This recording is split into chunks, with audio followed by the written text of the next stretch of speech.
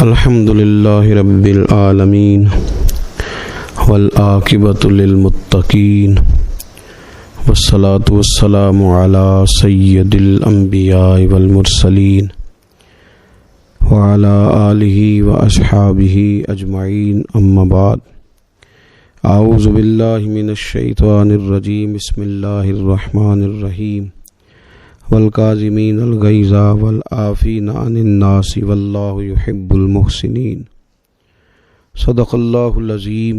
اللہم صلی علی سیدنا و مولانا محمد معدن الجود والکرم وآلہ وصحبہ وبارک وسلم۔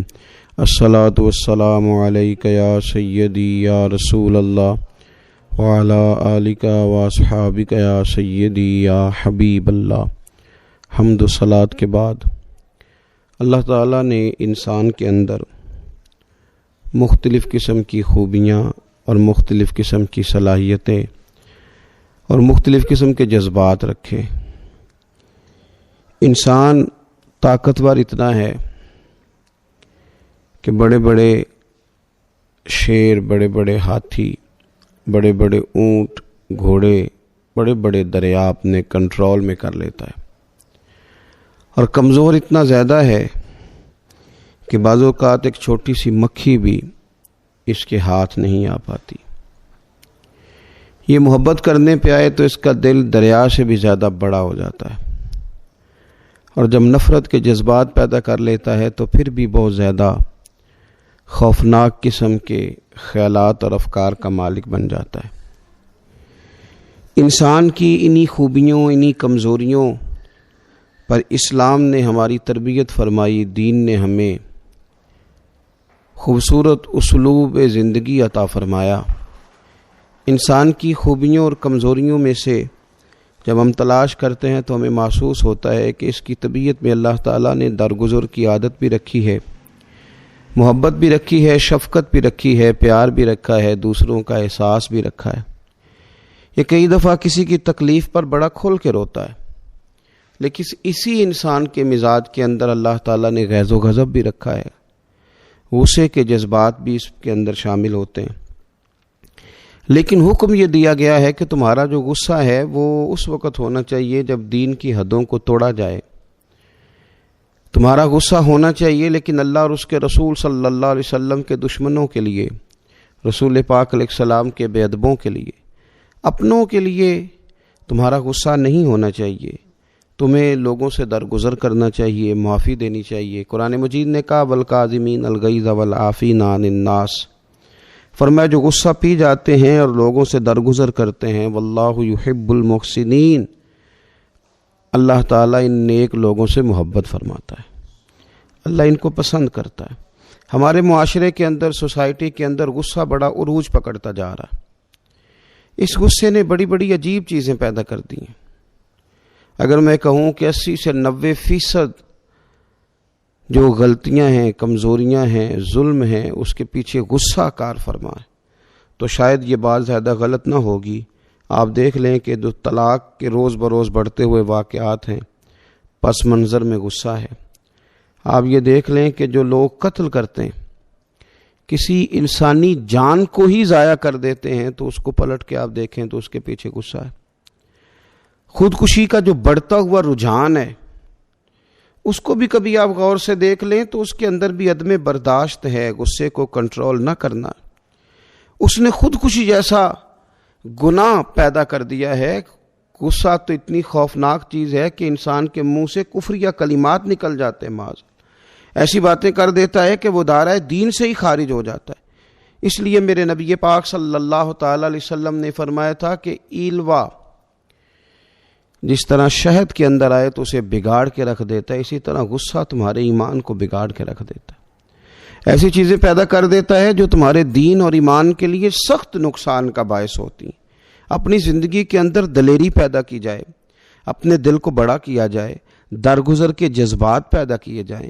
اللہ تبارک و تعالیٰ جو ہمیں اتنا معاف کرتا ہے تو ہم بھی اللہ کے بندوں کو معاف کرنے کا مزاج بنائیں۔ رب تعالیٰ ہمارے گناہوں پر جلدی پکڑ نہیں کرتا، تو اگر ہم بھی ذرا اللہ تبارک و تعالیٰ کے بندوں کے بارے میں اپنے دلوں کے اندر نرمی پیدا کر لیں اور ہم بھی بہت جلدی غیظ و غضب کا شکار نہ ہوں، تو شاید سوسائٹی کے اندر جو اتنا خوفناک رجحان ہے کہ تھوڑا ٹھیک ہو پائے۔ نبی کریم صلی اللہ تعالیٰ علیہ وآلہ وسلم ایک جگہ سے گزر رہے تھے تو کچھ لوگوں پہ نظر پڑی، ان کی کیفیت روٹین سے ذرا ہٹ کے تھی، منتشر سے وہ لوگ بیٹھے تھے۔ تو فرمایا یہ کون لوگ ہیں؟ عرض کیا یا رسول اللہ صلی اللہ علیہ وسلم یہ پہلوان ہے، اور ایسا پہلوان ہے کہ ہمیشہ ہر مقابلے کے اندر فتح یاب ہوتا ہے، کبھی بھی اسے ناکامی کا سامنا نہیں کرنا پڑا۔ نبی پاک صلی اللہ تعالیٰ علیہ وسلم نے فرمایا میں تمہیں نہ بتاؤں بڑا پہلوان کون ہوتا ہے؟ یا رسول اللہ صلی اللہ علیہ وسلم بتائیے۔ تو فرمایا بڑا پہلوان تو وہ ہوتا ہے جو غصے کے وقت اپنے آپ کو کنٹرول کر لے، جسے اپنے جذبات پر قابو رکھنا ہے، جو شیطان کے وار سے بچ جائے، وہ بڑا پہلوان ہے۔ دنیا کے اندر تو لوگ پہلوان بنتے ہی ہیں، پہلوان کہلاتے ہی ہیں، پہلوان ہونے کا اعلان کرتے ہی ہیں، بڑے طاقتور وہ بتائے اور سکھائے اور دکھائے تو جاتے ہیں، لیکن اصل دلیر وہ شخص ہے کہ اس کے جذبات میں پورا مد و جزر آ جائے، حالات پورے خراب ہوتے دکھائی دیں، لیکن اس کے باوجود وہ شخص اپنے غصے کو کنٹرول کرے، اپنے جذبات کو قابو رکھے، شیطان جو اس کے دل کے اندر خوفناک خواہشات پیدا کرتا ہے اس سے اپنے آپ کو بچائے، تو یقیناً اللہ تبارک و تعالیٰ بھی اس کے ساتھ درگزر کا معاملہ کرے گا۔ نبی پاک صلی اللہ تعالیٰ علیہ وسلم نے بار بار اپنے غلاموں کو اس بات کی طرف توجہ دلائی، اور حضور نے تربیت فرمائی اور مختلف انداز میں لوگوں کو یہ بات سمجھائی کہ تم نے اپنے غیظ و غضب کو، اپنے غصے کو ہمیشہ کنٹرول کے اندر رکھنا ہے۔ حضرت سیدنا سفیان بن عبداللہ رضی اللہ تعالیٰ نے عرض کی یا رسول اللہ مجھے کو نصیحت کر دیں، تو حضور صلی اللہ تعالیٰ علیہ وسلم نے ارشاد فرمایا غصہ نہ کرنا۔ عرض کرتے میں نے دوبارہ عرض کی حضور کو نصیحت کر دیں، تو فرمایا غصہ نہ کرنا۔ تیسری دفعہ پھر عرض کی حضور کو نصیحت کریں، تو فرمایا غصہ اپنے کنٹرول میں رکھنا۔ حضرت ابو درداء رضی اللہ تعالیٰ عنہ ارشاد فرماتے ہیں کہ میں نے عرض کیا تھا یا رسول اللہ صلی اللہ علیہ وسلم مجھے کوئی ایسا عمل بتا دیں میں وہ کروں تو جنت میں داخل ہو جاؤں، تو حضور نے فرمایا غصہ نہ کر، اپنے جذبات کو کنٹرول میں رکھ، رب تجھے جنت عطا کر دے گا۔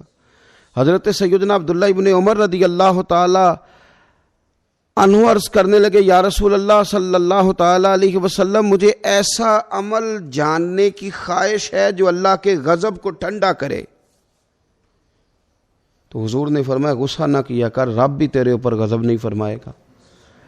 تو حضور صلی اللہ تعالی علیہ وسلم نے ہمیں اس بات کی طرف پوری طرح متوجہ کیا ہے کہ تم اپنے جذبات کو تھوڑا ٹھہراؤ پیدا کرو، تھوڑا سا تم رکو۔